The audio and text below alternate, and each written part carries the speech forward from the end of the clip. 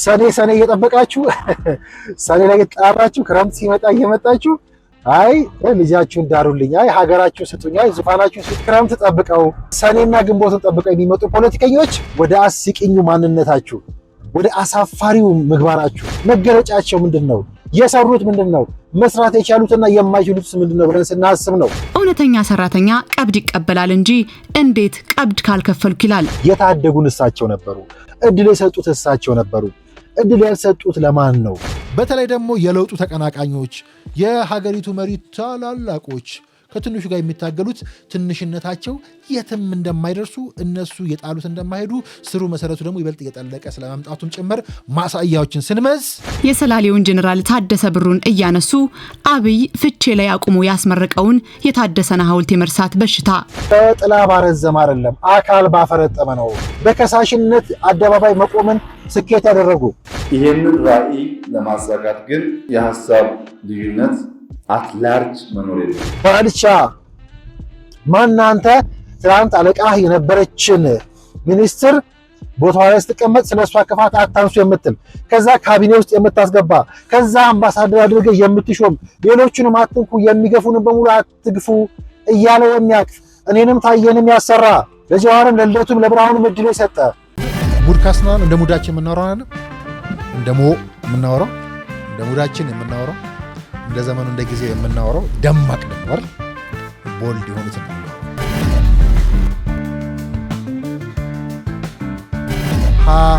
ከድህነቱ የከፋው ድህነት ሀብታችን አለማወቅ የምንለው በተለይ የሚዲያ ጉዳዮቻችን እዚህ ሀገር ያለው ፖለቲካ ሚዲያ ላይ የሚካሄድ ነው። በተለይ ደግሞ አሁን የምንገናኝበት ይሄ ዲጂታል ሚዲያው ላይ ያለ ጦርነት ነው። ሰላም የተወደዳችሁ የሜዳችን ታዳሚዎች እንደምን አላችሁን? እንግዲህ ሰሞኑ ደጋግመን እያየን ነው፣ እየተገናኘን ነው። ወደ 4 ኪሎም እያለን ያለ ነው። እንግዲህ ወደ 4 ኪሎ ስንል የምንነካው ብዙ ነገር ነው። አሁን ያለውን ወቅታዊ ፖለቲካ በሙሉ እየዳሰስን ነው። አሁን የምናያቸው ጥምረቶችን በሙሉ እየነካን ነው። ትግሉ ግብግቡ ለ4 ኪሎ ወንበር አይደለም ወይ? ግን የ4 ኪሎ ወንበር እናውቀዋለን ወይ? አሁን የያዝነው የ4 ኪሎ ዙፋን ላይ መናበብ፣ ጭቃ ልቅለቃና ደም ልቅለቃ እንደው አሁን ላለው የፖለቲካ ሜዳ መፎካከሪያነት ይበቃል ወይ? እንዳልኩት የሰላም ምልክት የሆነውን ሰው ደም መቀባት ለትውልድ ልናወርሰው የሚገባው ሰላምና የሰላም ስብከት ልናወርሰው ልናሰለጥነው እንዲመርጥ እናደርግበት የሚገባው ሐሳብ የት ገባ? የት ጠፋ? የሰሞኑ መናበብስ ከየት የመጣ ነው? ሰውየውን በተኳሽነት በገዳይነት መሳል በሽጉጡ በኩል እናየዋለን። ሰሞኑ የጀመርነውን ጉዳይ ያልነው እንደተጠበቀ ሆኖ እንዲሁ ለዛሬ ሲቀለል አድርገን ለቀኑም እንዲሆን ለሰንበት መዳረሻ ላይ እንደመሆናችን ለዚህ የሚሆነን ጉዳይ እንዴት እናንሳው ወይ ደግሞ ባለፉት ቀናት የነካናቸውን ጉዳዮች እስኪ እንዳሳቸው ምንድነው የሚያሳዩት? አንዱና ዋናው እንግዲህ ሰውየው የትራምፕን በኖቤል ላይ ማልቀሳቸው ከዛ የሰላም ምልክት የሆነውን ሰው ለሰላም ግብ ከአንበሳ ወደ እርግብ ብለን የጠቀስነውና የሰየው መገለጫ የሆነው እሱ ነው። አሁን አሜሪካ በኢትዮጵያ ቀናች ቢባል ማን ያምናል? ያውም በዚህ ዘመን ግልጽ የሆነ የማቴሪያልና የስልጣኔ የበላይነት በእኛ ላይ እያላቸው። እሺ እሱን ተውት። አንድ የአሜሪካን መሪ ከኢትዮጵያ መሪ የፈተና ወረቀት ላይ አንገቱን አንጋጦ እየኮረጀ ነው። ያውም እኮ ከፈተናው ሊባረር ጥቂት ቀናት በቀሩት ጊዜ። ወይ ጉድ! እንደው ተአምር ቢሆንብኝ እኮ ወጌን ሰወርኳችሁ። ቆይ ወገቡን ላስጨብጣችሁ። ያውም ከየዘርፉ ከየአመራሩና ዘመኑ ጋር ነዋ። ቅናት፣ ክፋት፣ ድራማ በየአይነቱ። ታሪክ ስትዘክሩ አይናችሁ ስር ተአምር እያመለጣችሁ ነው። ድሮ እኮ አባቶቻችን እስከ የመን ተሻግረው ይገዙ ነበር። ጥንት እኮ ለእንግሊዝ መንግስት እርዳታ ሰጥተን ነበር። አቤት ጃንሆይ አሜሪካንን ሲረግጡ የተሰጣቸው ክብር ሲያስቀና እኮ። ድሮ እኮ ዓለም ይቀናብን ነበር በትልቅነታችን እያሉ ታሪክ እየቆጠሩ በነበር እየታጠሩ በሐሳብ ጭልጥ በሰመመን ቅልጥ ጣፋጭ እንቅልፋቸው ውስጥ ስምጥ የሚሉ ሰዎችን ቀስቅሷቸው። እረ ታሪክ ስትዘክሩ አይናችሁ ስር ተአምር እያመለጣችሁ ነው በሏቸው። ልንገራችሁማ ጉድ። አሁን አሜሪካ በኢትዮጵያ ቀናች ቢባል ማን ያምናል? አሁንም የወጌን ወገብ ዘነጋሁት። ያዙልኝማ። ቅናት፣ ክፋት፣ ድራማ በየአይነቱ። አይገርማችሁም? አሜሪካ በኢትዮጵያ ቀናች። ትራምፕም የአብይ ቅናት ሊደፋቸው ነው። ይህንን ከሌላ ሰው ብሰማው እኔም ለማመን የሚቸግረኝን እውነት አጠገቡ ሆኜ ያውም በክፉ ቀን እያየሁት ነበር። ታዲያ የአድዋነት ሚስጥር፣ ትክክለኛው ኢትዮጵያዊነትና አሸናፊነት እዚህ ጋር ይገለጣል። ማውራት ሳይሆን እኔ በአካል ያየሁትና አሁንም በሜዳው ያየነው እርግጠኝነት የበለጠ ይመሰክራል። ይሄ ዲጂታል ሚዲያው ላይ ያለ ጦርነት ነው። ብሩተስ ደንዳአ ብዬ የጻፍኩት ጽሑፍ አለ። ለምሳሌ እሱን ባጋራችሁ ውስጥ ያለ እውነት አለ። ብሩተስ የወጋው ጁሊየስ በሰቃ በሳቅ ሲሞት። ታህሳስ 2 ብሩተስ ደንዳአ የፌስቡክ ምድጃ ላይ ከበተናቸው ሙጫ ፖስቶች በሚጥመለመሉ ትንታኔዎች ሲታመኩ ያደረውን የአዲስ አበባ አየር ለቅቄ የምወጣበት እድልን አገኘው። ወዴት እንደምንሄድ ከቀደመ ጉዟችን ስላወቅን አልተጠያየቅንም። ከፊት ለፊት በፍጹማዊ እርጋታ ዶክተር አብይ ከበርሰም ጋር እያወሩ ነው። የከተማውን አየር የሞላው የታየ ጭስ አያፍናቸውም ወይ አልኩ። እንደ ጁሊየስ ቄሳር አምነው ያቀረቡት ብሩተስ እንዳሻው ሲያወራ እንደፈለገው ሲናገር ሆዳቸውን ያሰፉለት ሰው በንግግሩ የጎዳቸው ስንት ጓዶቹ ሊገፉት ሲሞክሩ ደጀን ሆነው ያተረፉት ሰው ከክልል ጨፌ እንዲወጣ ስንቶች ሲረባረቡበት የፌደራል ስልጣን ሰጥተው የደገፉት ሰው የሰጡትን ባለስልጣንነት ላይ አክቲቪስት ሆኖ የኖረው ታዬ ብቻቸውን የቀሩ መስሎት የክህደት ስለቱን ሰንዝሮ ሞታቸውን ሲጠብቅ አንተም ብሩተስ ብለው ይሞታሉ ብሎ ሲጠብቅ ሰውየው ሐይቅ ዳር በሳቅ እየሞቱ አየኋቸው። የግርምት ቅጥልጥል። ቀጥሎ ዘረኝነትን እንድንጠየፍ አደራ አለ። ለሁሉም መወገን እንደሚገባን፣ ዘር ከጎተተን እንደማናድግ ስንቶች ዘር ጎትቷቸው እንደቀሩ ነግሮ አደራ እንደ ብሩተስ እንዳትሆኑ ብሎ ፈገግ አለ። የሰውየው መገለጫ ይሄ ነው። ሰውየው ለኛ ሲል ወይ ደግሞ በዙሪያ ላሉ ሰዎች ወይ ደግሞ እንደ ሀገርም ቁጭ ብለን ስርዓቱን እየተቃወመን እየተቸን ለመኖር በፓርቲ ውስጥም ስርዓቱን እየተቹ ለመኖር ወይ ደግሞ ከሱ ጋር ከለውጥ ኃይሉ ወይ ደግሞ ከብልጽግና ጋር ወይ ደግሞ ከመሪው ጋር የተቃረነ ሐሳብ ይዘው ፓርቲ ውስጥ እንዲሰለፉ እንደ ሀገርም እንዲኖሩ ይህን ጉዳይ ከታየ ባለፈ በራሴም ጭምር አንስቼ ደጋግሜ ሳነሳ እንደሰማችሁት ወይ ደግሞ ደጋግሜም ላሳያችሁ እንደሞከርኩት የታደጉን እሳቸው ነበሩ። እድል የሰጡት እሳቸው ነበሩ። እድል ያልሰጡት ለማን ነው? በሰጡን እድል ላይ ነው መልሰን ልንረግማቸው ልንወቅሳቸው ከመሞከር አልፎ ሰውየውን ያን ምግባራቸውን ጭቃና ደም በመቀባት ወደ ስልጣን ለመውጣት መሞከር ስብዕና ገደላ የምለው አለ። አሁን የተያዝነው መናበብ በሙሉ የስብዕና ገደላ ነው። የመሪውን ስብዕና በማጠልሸት የመሪውን ስኬቶች በሙሉ ጭቃና ደም በመለቅለቅ ወንበሩን ዙፋኑን ነቀንቃለን፣ ከዛ መተን እንቀመጥበታለን። እኔ ደግሞ ሁሌ እንደምለው እንዲህ ያለውን ዙፋን መተንስ እንዴት ነው ልንቀመጥበት ምንችለው? እውነት ልንቀመጥበትስ እንችላለን ወይ? አያያዛችን ትንሽ አያስፈራም ወይ? ሀገር እንዳለው ሰው ነው ወይ? ሰላምን ልንጠራ ምን የሚገባን ሰዎች ነን ወይ? ወይ ደግሞ እሱን ትተን እንዲያው እሺ መሪው እንዲያው የፍጹም ናቸው መላእክ ናቸው ባልልም እንዲያው ጥፋት አለ ብለን ብንልሱ ለመገምገም የሚበቃ ትንታኔ እየሰጠን ነው ወይ? እነኚህ ሰዎችስ ስለ መሪውን ስራ ማጠልሸት አይደለም ስለ መሪው የማውራት አቅምና ሞራል አላቸው ወይ? ምግባራቸው ምንድነው? መገለጫቸው ምንድነው? የሰሩት ምንድነው? መስራት የቻሉትና የማይችሉትስ ምንድነው ብለን ስናስብ ነው እነኚህ ደጋግሜ እንደምለው ባለጥላ ረጃጅሞቹ ጥላችሁ ነው የረዘመው። እንደ ኢትዮጵያዊም እንደ ኦሮሞም ሰውየውን የመተቸት ሞራል የለንም። የፌስቡክ ሜዳ እንደ ሉሲ የልባችን ብርሃን ሰርክ እየከሰመ የሚፈነጥቀው ጮራ እየዘመመ ያስበልጠን ጀመር ያጫጭሩን ሁሉ ጥላ እያረዘመ። አንዳንዶች ስማቸው ግዙፍ ነው፣ ጥላቸውም ረጅም፣ አካላቸው ግን ሚጢጢ ነች። የጋረዱት ሁሉ የነሱ ይመስላቸዋል፣ ግን አንዱንም መያዝ አይችሉም። ጥላ ባረዘም አይደለም፣ አካል ባፈረጠመ ነው። አየር በሞላ ሳይሆን መሬት በረገጠ ነው። አየር ላይ አቧራውን ልታስነሱ ትችሉ ይሆናል፣ አሻራ ግን አይኖራችሁም። ጥላ አሻራ የለውም። ጥላችሁ የረዘመው ብርሃኑን ስለከለከላችሁት ነው። ብርሃኑ ደግሞ አድማስ ላይ አይከርምም። ከፊታችሁ ቢጠልቅ እንኳን ከጀርባችሁ አዲስ ሆኖ ይወለዳል። የጋረዳችሁት ተጋርዶ አይቀርም፣ ይገለጣል። ጨለማችሁ ያገረጣቸው ቅጠሎች ፀሐይ ሲሞቃቸው የሚያስታውሷችሁ ግፋቢል በጸጸት ነው። የረዘመ ጥላ ያጥራል፣ የተዘረጋ ይታጠፋል፣ የጊዜ ጉዳይ ነው። ይህ የፌስቡክ ሜዳ ልክ እንደ ሉሲ አጥንት ነው። የሉሲ አጥንት ተቆፍሮ የወጣው ጥቂት ሲሆን አካሏ ሙሉ እንዲመለስ አርቲፊሻል ንጥረ ነገር ተመሳስሎ ተመርቶ ይሰገሰግባታል። ስታየው የሙሉ አካል ቅሪት ይመስላል፣ ግን የአጥንትና የፕላስቲክ ቅልቅል ነው። እዚህ ያለው ሁሉም አጥንትና ስጋ ያለው ህያው ፍጡር አይደለም። ባልቆጥረውም ፌክ የፕላስቲክ አካውንት ይበዛዋል።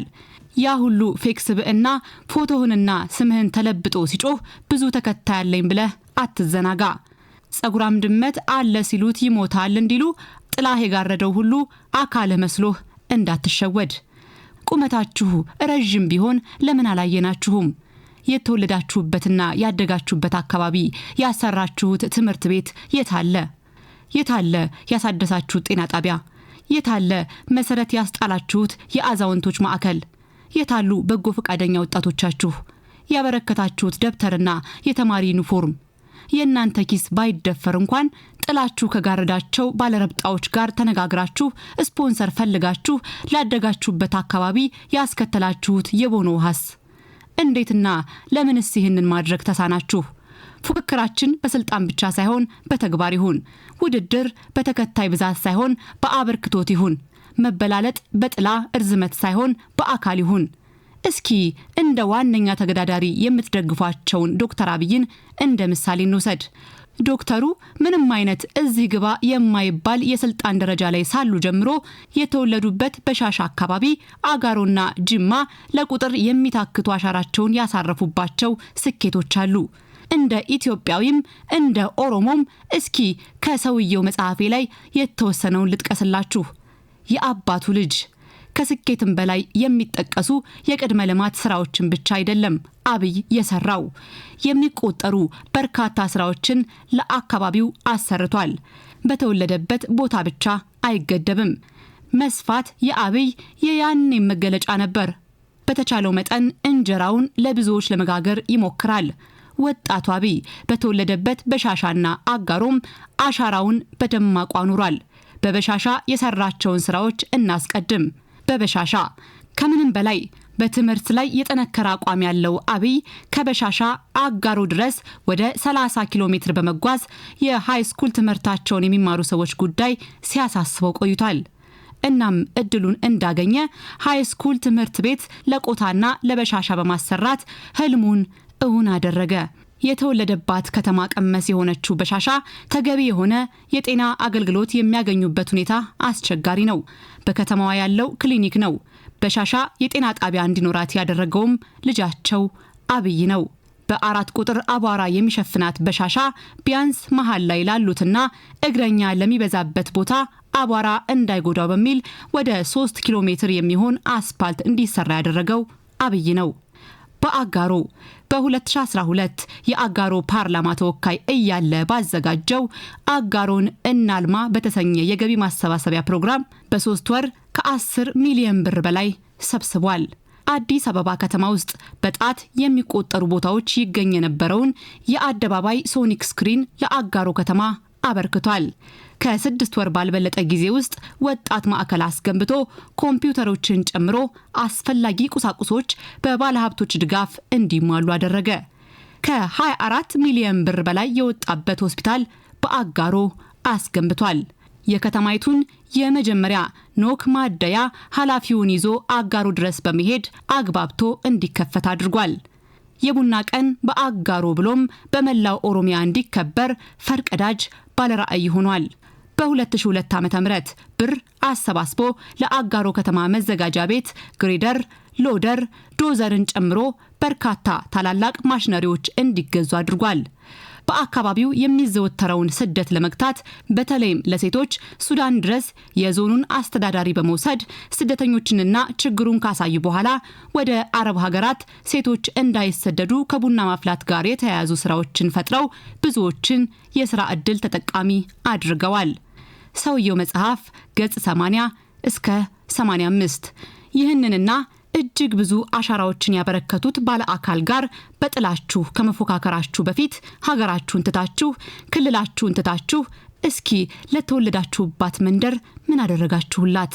ለቀበሌያችሁ ምን ሰራችሁ? ለተማራችሁበት ትምህርት ቤት ምን አበረከታችሁ? ወደ ሰው ከመዞራችን በፊት ወደ ራሳችን እንመልከት እስኪ። ልክ እንደ ሉሲ አጽም እንዳልኩት ተገጣጥመው ፖለቲከኛ ነኝ ብሎ ለፖለቲከኝነት ብዙ የቀራቸው ልክ እንደ ዝናቡ አሁን ድሮና ድሮን ብዬ እንደማነጽረው አሁን ሰኔ ሲመጣ ውጊያ እንከፍታለን ሲሉ የሰኔና የግንቦት ተቃጣሪዎችን ተጣማሪዎችን የሰኔና የግንቦት ፖለቲከኞችን የግንቦትና የሰኔ ጅቦችን ወቅት እየቆጠሩ ዝናብ እየጠበቁ የሚመጡትን ሁሉ የሚያስታውሰኝ ነው። ድሮንና ድሮንነት እያልኩ ነው የማነሳው ጉዳይ አለ። ለምሳሌ በአሁናዊ ጉዳይ ብናነሳው የድሮን አምራችና የድሮን ዘራፊ ወይ ደግሞ ድሮን ገዛው ብሎ የሚሉ ኃይሎችን የምናነሳበት ነው። እንግዲህ ድሮንና ድሮንነት የሚለው በተከታታይ የሚሄድበት ጉዳይ መሆን እንደተጠበቀ ሆኖ የድሮንን ባህሪ ወይ ደግሞ የድሮንነትን ባህሪ ሳነሳ በብዙ የምገልጸው አለ። ለምሳሌ አየር ኃይልን ለመጎብኘት እድል አግኝቼ ሚያዝያ 7 ምናልባት ከ3 ዓመት በፊት ወደዛ ሳመራ ያየሁት ነገርና ጉዞውን ታሳቢ አድርጌ ከገደለው ያስለፈለፈው ድሮን ነበር እያልኩ ያለሁት። ምክንያቱም አሁን የምናየው የሚዲያ ጦርነት የሳይኮሎጂካል ዋርፌር በሙሉ አንድም ከድሮንነት ወይ ደግሞ ድሮንን ካለመረዳት ድሮ ላይ ቆመው ድሮን የሚዘምሩና ድሮን በማየታቸው የሚደነግጡ መሆናቸው እንደተጠበቀ ሆኖ ግን ሆን ተብሎ በተጠና መልኩ በድሮኑ በኩል በአየር ኃይሉ በኩል ሀገሪቱን ለማጥቃት ሀገሪቱ ላይ የተያዘውን ዘመቻ በሙሉ ታሳቢ አድርገን ምናልባት ባለፈው በለውጡ ዓመት እኔ መጽሐፉን እስከጽፈው ድረስና እስከዛሬም ድረስ ካያችሁ በሚዲያ ሰበብ በትንታኔ ሰበብ የሚካሄዱትን ጉዳዮች በሙሉ ስናይ ከምንም በላይ ደግሞ ይሄ ከድሮኑም በላይ ደግሞ ድሮንነት የምለው ባለፈው አንስቼዋለሁ። ፕሮዳክሽን ወደ እናንተ ሲደርስ ታዩታላችሁ። የቨርቹዋል ዲፌንሱ በተለይ ቨርቹዋል ዲፌንስን ቀድመን ወይ ደግሞ በማሳያ እንደምናየው መሪው ቨርቹዋል ዲፌንስን ቀድመው ከመጀመራቸው አንጻር ያን ኢንሳን ሲያቋቁሙ እንደ ቨርቹዋል ዲፌንስ ታሳቢ ተደርጎ የተቋቋመ ተቋም ከመሆኑ አንጻርና ስራቸውን ያኔ ቀድመው መጀመራቸውና ከዛ ተቺዎቻቸው ወደ ስልጣን ከመጡ በኋላ ወይ ደግሞ የሆነ ግንባር ላይ ፍልሚያዎች ሲካሄዱ የድሮኑን ጉዳይ ሲያነሱ ከዚህ ከድሮኑ ጋር ተያይዞ የሚመጡ እስከ ድሮን ውጊያው ከመድረሳችን በፊት ወይ ደግሞ ድሮን ከገዳይነቱ የሚበዛውና ቀድሞ ጎልቶ ደምቆ የምንሰማው እስከዛሬም ድረስ የድሮንን አስለፍላፊነት ነው። ድሮን ማስለፍለፉን ነው። የጠላቶቻችን ማንነት መግለጹ ነው።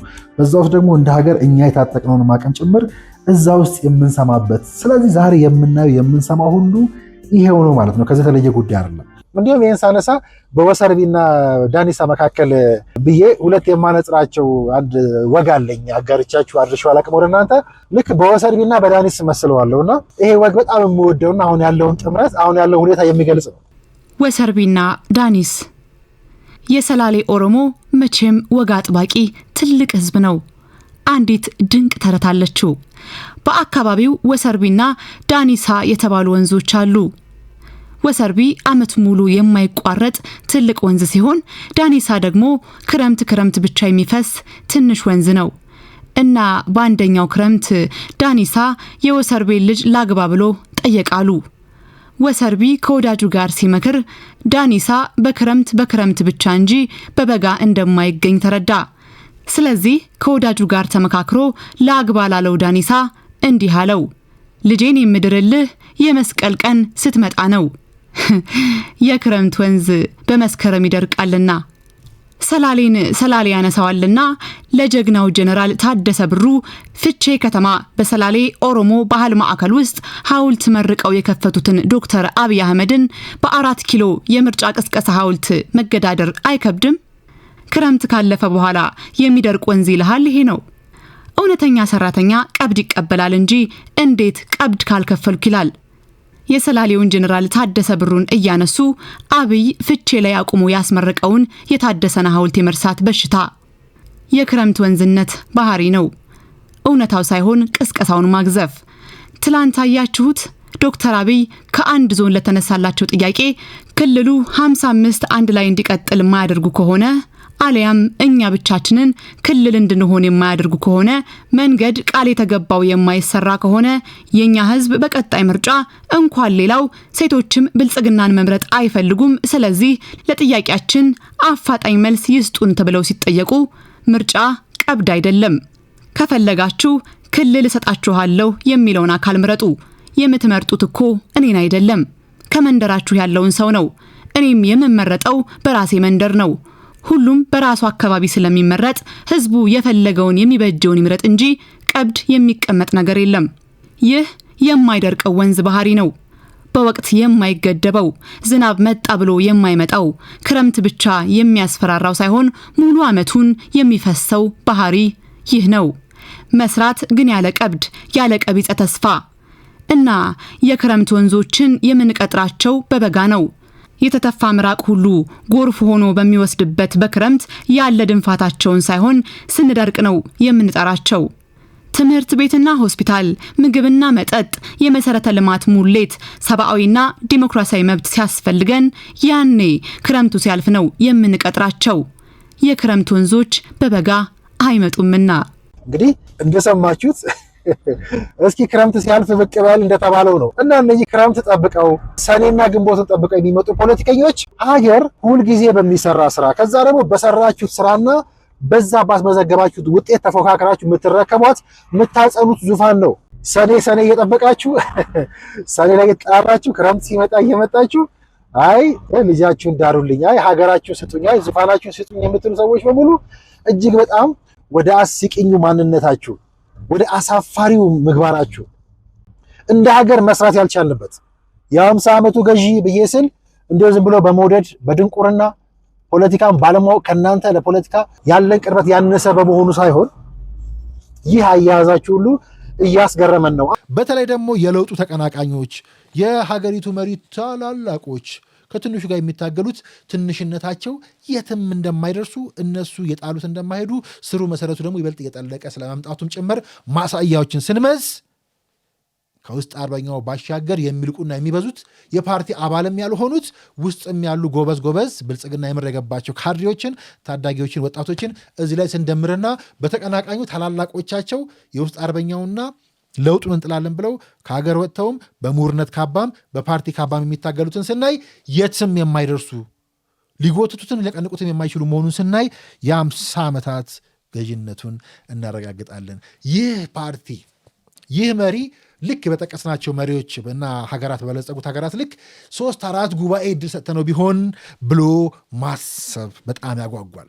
ባንጎትተው ባንጠልፈው እንቅፋት ባንሆንበት ብሎ ማሰብ ይቻላል። እንቅፋት እየሆንበትም እየጎተትነውም እያበርንበት የተባበርንበት ባንዳነትን ጌጥ አድርገን ጥላቻና ቅናታችን በዝቶብን በገዛ ሀገራችን ላይ ብሔራዊ ጥቅም ለዋላዊነት የሚባል ነገር ገደል ገብቶ እየታገልነውም ቢሆን ግን እዚህ መድረሱ የሚሰጠን ተስፋ በጣም ብዙ ነው። ይህ ሰው ይህ ፓርቲ 4 እና 5 ጉባኤ አካሂዶ ኢትዮጵያን ማሰብ እንዴት ነው የሚያጓጓ አስባችሁታል? ይሄ ዲጂታል ሚዲያው ላይ ያለ ጦርነት ነው። አሁን ሰሞኑን የምናየው ማህበራዊ ሚዲያ ላይ ልፊያና ፉከራ ሁሉ ልክ እንዳልኩት እንደ ጥላው ይሄ ጥላቸው ረዥም ሆኖ እንደሚያስፈሩት አንቀጠቀጥ ነው እንደሚሉት ያቺ በዝሆን ጀርባ ታዝላ ጉንዳኗ ነቀነቀዋል ድልድዩን እንዳለችው ከዚህ በፊትም እንዳነሳሁት ማለት ነው። ከጥፋቱ ጀርባ የሌለን ማናችንን ብለህ መጠየቅ አለብን። እነኝም እንዲህ እያሉ የሚቀጥሉ ናቸው። መርሳት አደገኛ ነው። የት ነበርን? ለውጡ በምን ውስጥ ነው ያለፈው የሚለውን እየጠየቅን ካልሄድን አደገኛ ነው። እንግዲህ የገባንበትን ጉድ ወይ ደግሞ እናድናቸው የሚሉ ሰዎችን ጉድ ወይ ደግሞ ዛሬ ያለውን ጥምረት ብናይ ወደ ብዙ ጉድ ነው የምንደርሰው። አዳኝ መሳይ አጋዳዮች ናቸው። በዝሆኗ ጀርባ የታዘሉ ጉንዳኖች፣ በባዕዳንና በባዕድ አስተሳሰቦች ላይ የተሳፈሩ ሰው መሳዮች፣ ኢትዮጵያዊ መሳዮች፣ ለሰላም የሚሰሩ መሳዮች፣ ግን ብዙ ጉድ ያዘለው ጥላችሁ ነው የረዘመው ብለን እንቋጨው መሰለኝ ጉዳያችንን። እችን ጉዳይ የልባችን ብርሃን ሰርክ እየከሰመ የሚፈነጥቀው ጮራ እየዘመመ ያስበልጠው ጀመር ያጫጭሩን ሁሉ ላይ ያረዘመ። እውነት ነው። አንዳንዶች ስማቸው ግዙፍ ነው፣ ጥላቸውም ረዥም፣ አካላቸው ግን ሚጢጥዬ ነች። የጋረዱት ሁሉ የእነሱ ይመስላቸዋል፣ ግን አንዱንም መያዝ አይችሉም። ጥላ ባረዘመ ሳይሆን አካል ባፈረጠመ ነው። ዋናው ጨዋታ እሱ ነው። አየር በሞላ ሳይሆን መሬት በረገጠ ነው። አየር ላይ አቧራውን ልታስነሱ ትችሉ ይሆናል፣ አሻራ ግን አይኖራችሁም። ጥላ መች አሻራ ይኖረዋል? ሲጀመር ጥላ ባረዘመ አይደለም፣ አካል ባፈረጠመ ነው። አካሉን ባረዘመ ነው። ተግባሩን ምግባሩን ባሳየ ነው። የሰራችሁትን አሳዩ ነው። እንደ ኦሮሞም እንደ አማራ ፖለቲከኛም እንደ ኢትዮጵያዊ ምንድነው የሰራችሁት? የተያያዛችሁት ስብዕና ገደላ ስለሆነ እያነሳን ያለ ነው የፈረደበትን አንድ ሰውዬ አብይን ስለሆነ እኛ ደግሞ እንደ ታናናሾቻችሁ ከታናሾቻችሁም አንሳችኋል፣ ከሱ ታናሾችም አንሳችኋል።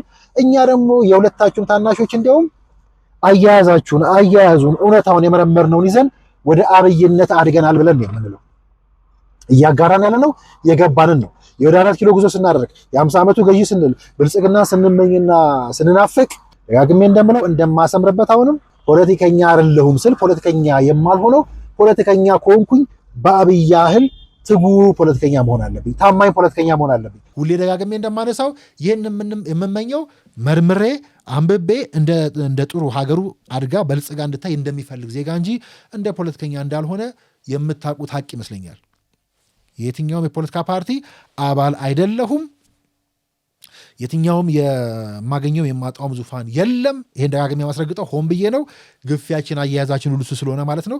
በተቃራኒ ደግሞ የተቀናቃኞቹን ስንፍና ሳይ የሚያስደነግጥ ልዩነት ስለማይ የኢትዮጵያ የፖለቲካ የፓርቲ ታሪክና የፓርቲ ምግባር መገለጫ ጉዞ ስናይ አሳፋሪ ስለሆነ አንዲት ነገር ጠብ ያላደረገ አንዲት ነገር ጠብ ማድረግ የማይችል በትላንትናው ፕሮግራም እንዳነሳሁት አንድ ፓርቲ ውስጥ እንደ ጓድ እንኳን አብሮ መዝለቅ የማይችሉ በከሳሽነት አደባባይ መቆምን ስኬት ያደረጉ ባልቻነት ብያነሳሁት ግዙፉ ነጥብ ደግሞ የሚመጣው እዚህ ጋር ነው። ባልቻ ማናንተ ትናንት አለቃህ የነበረችን ሚኒስትር ቦታዋ ላይ ስትቀመጥ ስለሷ ክፋት አታንሱ የምትል ስለ ወይዘሮ ደሚቱ ምንም አይነት ሐሜት አልፈልግም። የመጣን ሰው ሰማይ የሄደን ሰው ምድር እያስገባችሁ መኖር የለመዳችሁ ሰዎች ካላችሁ አደገኛ ቫይረስ ነው። ሰውየው እያለ ተነጥፈን ሰግደን ስናበቃ ዞር ሲል ደግሞ በጣም ረጋሚ ነው ሰዎች አደገኛ መንፈስ ነው ያለው።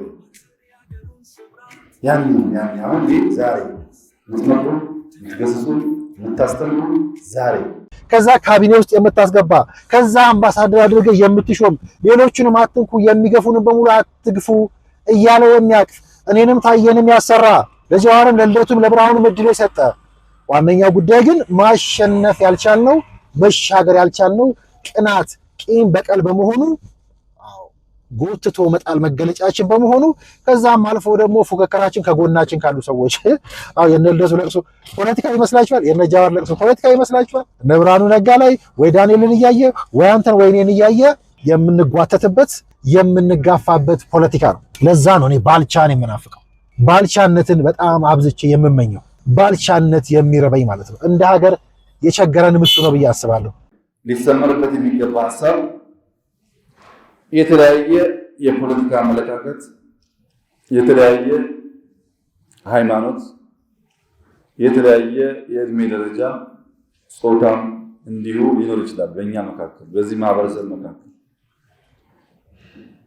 ይሄንን ራዕይ ለማሳካት ግን የሀሳብ ልዩነት አትላርጅ መኖር የለበትም።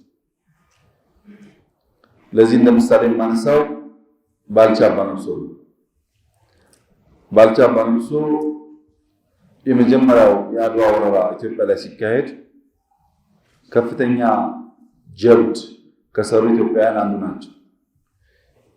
የአፄ ምኒልክ ታማኝ አሽከር ናቸው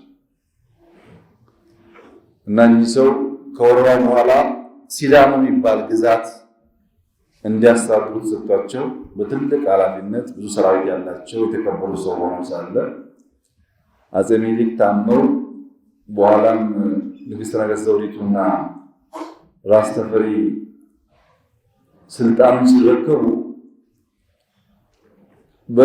በራስ ተፈሪና በንግሥት ነገሥት ዘውዲቱ መካከል ትንሽ ልዩነት ይፈጠራል። የፖለቲካ የፓወር ልዩነት። ራስ ተፈሪ የራስ መኮንን ልጅ ናቸው፣ ግን በቀጥታ ከምኒልክ ጋር እንደ ንግሥት ነገሥት ዘውዲቱ አይተሳሰሩ። ባልቻ ደግሞ የሚኒልክ ታማኝ አሽከር ናቸው።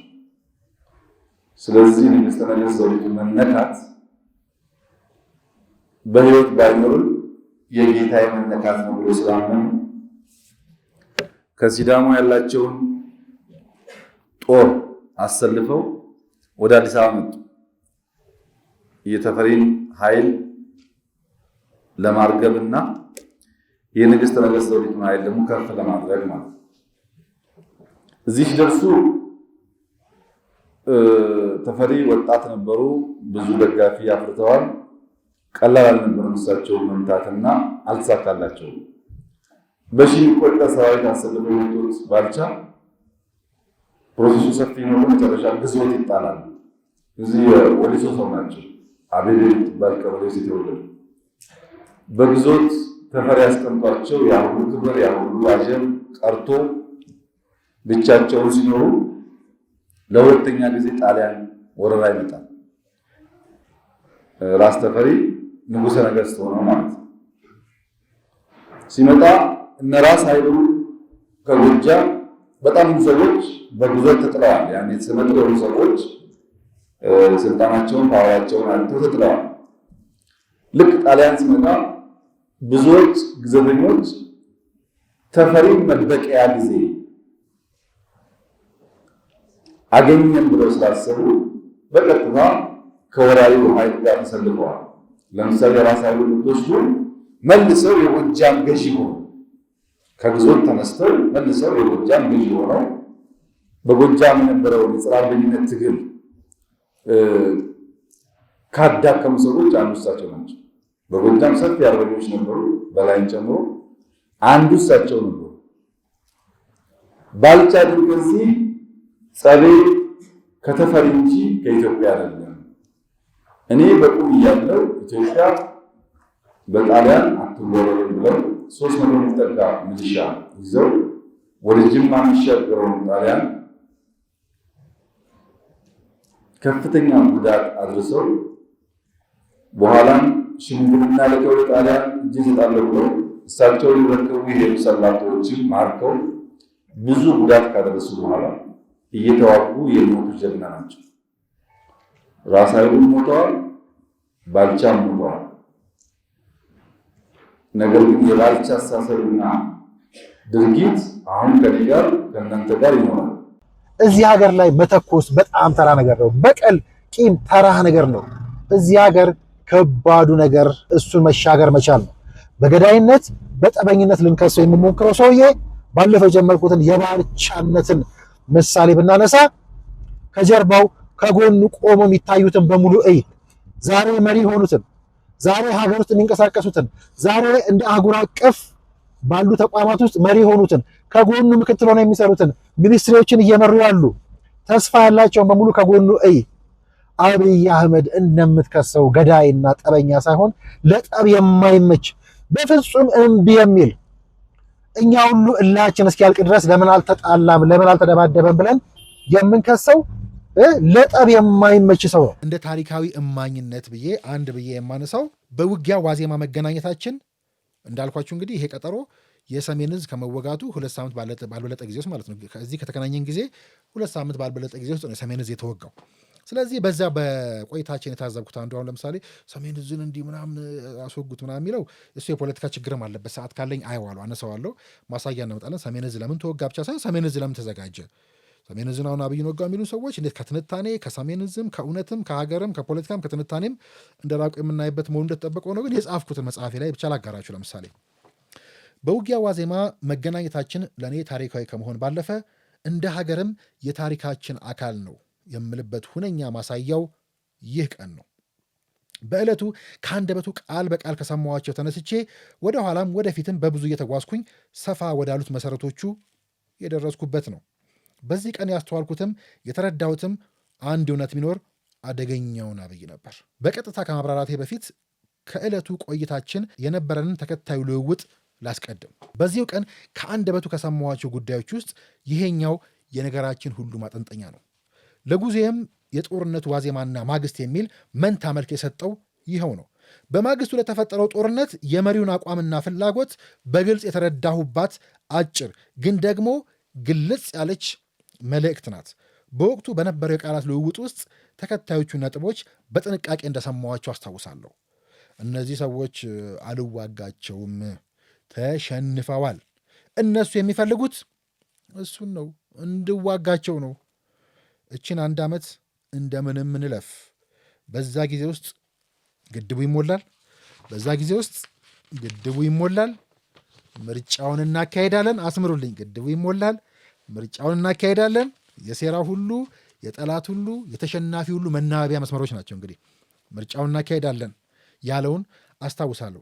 ይህንኑ ሀሳብ በሌላ ሰው አድርጌ ጦርነቱ በተጀመረ ሰሞን በነበረኝ የዩቱብ ቻናሌ ላይ በቀጥታ ስርጭት ላይ በተወሰነ መልኩ አንስቼው እንደነበር አስታውሳለሁ። ታዲያ ይህንን በተናገሩ 2 ሳምንት እንኳን ባልሞላ ጊዜ ውስጥ የትግራዩ ጦርነት ተጀምሯል። በዚህች አጭር ልውውጥ ውስጥ እንኳን የተናገሩትን ስናይ ከዘመቻው 1 እና 2 ሳምንት ቀድሞ ባለው ጊዜ ውስጥ ሳይቀር ህወሓት ጦርነቱን በጣም እንደሚፈልገው እሱ ግን በፍጹም እንደማያደርገውና ፍላጎታቸውም ጦርነትን በመጀመር ማሳካት ያለመፈለግ ብልጠትን የሚታይበት ነበረ። ሰውየው ሁሉንም ነገር በግልጽ ነበር ያለው። እነሱ የሚፈልጉት ጦርነት ቢሆንም እሱ ግን እምቢኝ አልተኩስም ብሏቸዋል። የብዙ የባህላችን የማንነታችን መገለጫ እኔን አቅፎ እንትናን ለምን አልገፋልኝም የሚለው በጣም ስሁት ብቻ ሳይሆን ነውረኝነት። እሱ ግን በብቃት ከሚወዱትም ከሚጠሉትም ሁለት እርስ በርስ ከማይስማሙ ኃይሎች ጋር መስራቱ ነው። እንግዲህ ይሄን ሰውዬ የሚያጠለሹት፣ ይሄን ሰውዬ የሚገፉት፣ ይሄን ሰውዬ ሊነቀንቁና እንጣለው ብለው የሚሉት ለምንድን ነው የሚለው ሁሉም ነገር ተገላልጦ መንገር ንቀትም ያለበት ሊሆን ስለሚችል ማሳነስ የፖለቲካ ግንዛቤ የለውም ብሎ ህዝቡ መናቅ ስለሚሆን ነው እያንዳንዱ ጉዳይ የማናወራው እንጂ እነኚህ ሰዎች ከራሳቸው ጋር ተስማምተው ለአንድ ቀን መኖር የማይችሉ፣ ከሚስታቸው ጋር ተስማምተው መኖር የማይችሉ፣ ከፈሳቸው ጋር የተጣሉ እንደ ፓርቲ ለአንድ ዓመት እንኳን ጸንተው መቆም ያልቻሉና የማይችሉ የአንድ ዓመት የጥምረት ታሪክ የሌላቸው ከዛ ያንን ፓርቲ አፍርሶ አይ ነባሮቹን በሙሉ ጠርጌ አዲሱን ይዤ እሄዳለሁ ያላለውን ሰውዬ ሁለቱንም አያይዞ መሄድ የቻለ ሰውዬ ተቃዋሚና መንግስት ገዢ ፓርቲ ውስጥ ያሉትን ሰዎች በሚኒስትርነት በካቢኔነት ይዞ መሄድ የቻለ ረቂቅ፣ ለእኛ ካልቸር ረቂቅ። አሁን ሰላሙ ባይገባን አይፈረድም። እኔ በጣም እረዳለሁ። በነገራችን ላይ አብይን የሚያጠለሹ ሰዎች፣ በሰላም የሚከሱ ሰዎችን በጣም ነው የምረዳው፣ በጣም ነው የምረዳቸው። ምክንያቱም ከባዱ ነገር ለእኔ እሱ ነው ብዬ አስባለሁ። መግደሉ ምናምን ያደግንበት ነው። ሌላው ነገር ነው ለእኛ ከባድ ማዕቀፉ፣ ሰላም ማምጣቱ፣ በሰላም መሸለም ነው። ስለዚህ በሰላም የተሸለመውን ሰውዬ፣ ሰላም የሰበከውን ሰውዬ ብትታገለው አይገርመኝ። ያመጣውን ሰላም ገዳይ ተኳሽ ደም ለቅልቀህ ብታቀርብልኝ አይገርመኝም። ለምን? የምትችለው እሱ ስለሆነ፣ ሰላምና ሰላሙን መረዳት በጣም ከባድ ስለሆነ፣ በጣም ረቂቅ ስለሆነ፣ ሽጉጥ ይዞ የማይተኩሰው ሀገርና መከላከያን እየመራ ለመተኮስ የዘገየው ሰውዬ ማለት በጣም ረቂቅ ሰውዬ እንደናንተ ላሉት እንደኛ ላሉት ለመረዳት ከባድ ይሆናል። ምክንያቱም እንደምናውቀው የኛ ካልቸር ዘራፍ በለው ግደለው የሚል ስለሆነ መታወቂያችንና ማንነታችን እሱም ጭምር ስለሆነ ማለት ነው። ስለዚህ እናንተ ሰላሙን፣ ነጩን፣ እርግቡን ደም ብትቀቡት የኖቤል ሽልማቱን ለገዳይነት ተሰጠ ብላችሁ ብትስሉ በገባን ልክ ነው ሁሉንም ነገር ምን ተረጉመው ብዬ ነው መልስ የምሰጠው። ምክንያቱም ሁሉም በገባው ልክ በሚያውቀው ልክ ነው የሚያወራው ብዬ አስባለሁ። ደግሞ የምናየው ነገር የሚያሳየንም እሱን ስለሆነ ማለት ነው። ሰላም በጣም ረቂቅ ነገር ነው። ሰላም በጣም ውድ ነገር ነው። ስለወደድን ስለፈለግን ብቻ የምናመጣው ስለሆነ ብቻ ሳይሆን እንደኛ ላለ ሀገር ወይ ደግሞ እንደኛ ላለ በጀብደኝነት በዘራፍ ለተካነ ሰው ከባድ ነው ሰላም። ስለ ሰላም ማውራት በጣም ይከብዳል። ሰላምን መረዳት በጣም ከባድ ነው። ስለዚህ ሰውየውን አለመረዳታችሁ አይገርምም። ግን ጥቂት ቆመን እንፈትሽ ሰዎች እናንተ ብትሆኑ እንዴት ልታረጉን ነው? እናንተ ብትሆኑ እንዴት ልታረጉ ነው? ይሄ አልገባችሁ ምን ሊገባችሁ ይችላል? ፖለቲካ ለእናንተ ምንድን ነው ብለን እንጠይቃለን። የረዘመው ጥላችሁ ነው። በምግባራችሁ ስንመዝን የሰራችሁትን የሞከራችሁትን እያነሳ ስንመዝን ኪሏችሁ ይህ ነው። ኪሏችሁን የሚያይ የሚመዝን አለ ነው ምላሻችን። ወደ ኤርትራም ይሄን ጉዳይ ብንሄድ የሰላሙ ሰው ላይና ሰላማችን ላይ ለምዶ ጭቃ የሚለቀለቀው ለምዶ ሰላማችን በዚህ ደረጃ የተጠላው የሚለውንም ብናይ የሰሞኑ የነ ብሩተስ ደንደአንም የሌሎቹንም መናበብ ሰውየውን ጨፍጫፊ ጨካኝ ገዳይ አድርገው መሳል ከዛ በኖቤሉ ማልቀስ ሁሉ የሚለያዩ አይደሉም፣ የሚያዙ ጉዳዮች ናቸው። ይህንን ጉዳይ ወደ ኦሮሞነት ምሰሉት። ቅድም እንደ ኦሮሞም እንደ ኢትዮጵያ ለመውቀስ ሞራል አላችሁ ወይ?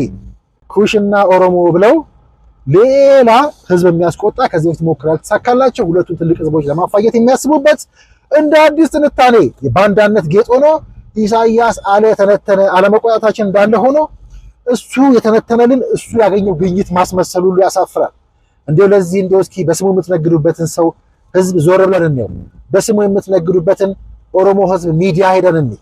አስታውሳለሁ ኦቢኤን ላይ ጠቅላይ ሚኒስትሩ የአፍሪካ ላይ ቀጠናውን ተደራሽ እንዲያደርግ ኦቤን በከፈተው ሰውየው አስተሳሰቡ ቀጠናዊ ለመሆኑ በብዙ ማሳያዎች ሰሞኑ ስናይ ነበረ።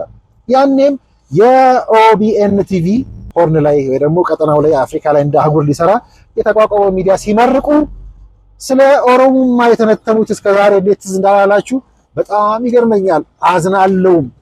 ከመረዳት ሩቅ መሆናችን የራስን ማጠልሸት ብሎ ደጋግሞ የሚያነሱት መሪው እሱን የሚያሳይ እንወክላለን የምንለውን ህዝብና ሚዲያውን እንኳን ዞር ብለን የማናይ በቋንቋ የማንናገር በቋንቋው የማንሰራ በቋንቋው ነግደን ወደ መንደርነት ይወረድን ያስተሳሰብ ደግሞ በራሱ ቲቪውን መክፈትና እዛ ላይ ያወሩት ራሱ እንደ አህጉር መስፋት ከኦሮሞነትም ሰፍቶ ከኢትዮጵያም ሰፍቶ ይጠበኛል ኢትዮጵያዊነት ኦሮሞነት ብቻ ይጠበናል አይበቃልም ብሎ እዛ ድረስ ማሰብ መካከል ያለው ልዩነት ሁሉ እንድናይ የሚጋብዝ ነው ይሄ ሁሉ አካሄድና በዛ ልክ ልናየው ልንመረምረው የሚገባ እውነትም ውስጡ ያለበት ነው።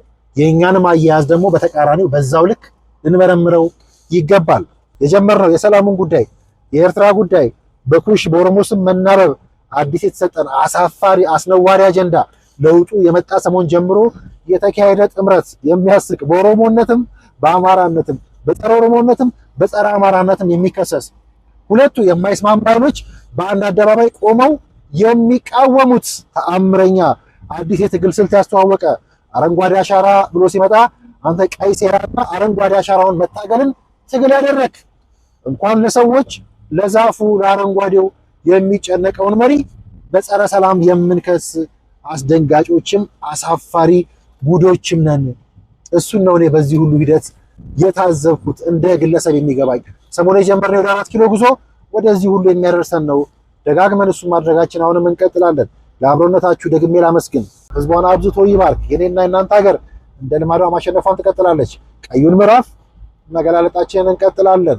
የቀጠናውን ጉዳይ እናነሳለን። በዘራፍነት ያጨበጨብንለት የመካከለኛው ምስራቅ ጉዳይ ከኛ ጋር በቀጥታ የሚያዝ መሆኑ ይገባናል ወይ? በዛ ልክ እንረዳዋለን ወይ? ደጋግመን መተን የምናየው ይሆናል። እሱንም ጉዳይ ዘራፍ ብለው ተኩስ ነውጥ ስለሆነ በብዙ ሺህ ያየናቸው ቪዲዮዎች ውስጥ ግን እኛና መካከለኛው ምስራቅን ለማየት ለመመርመር ለመፈተሽ ደፍረን ነበር ወይ ሞክረናል ወይ ብሎ ማየትም ይገባል። ደግሜ ላመስግን። ሰላም ቆዩ። ሙድካስት ነው እንደ ሙዳችን የምናወራው አይደል? እንደ ሙዳችን የምናወራው እንደ ዘመኑ እንደ ጊዜው የምናወራው ደማቅ ነበር። ቦልድ የሆኑት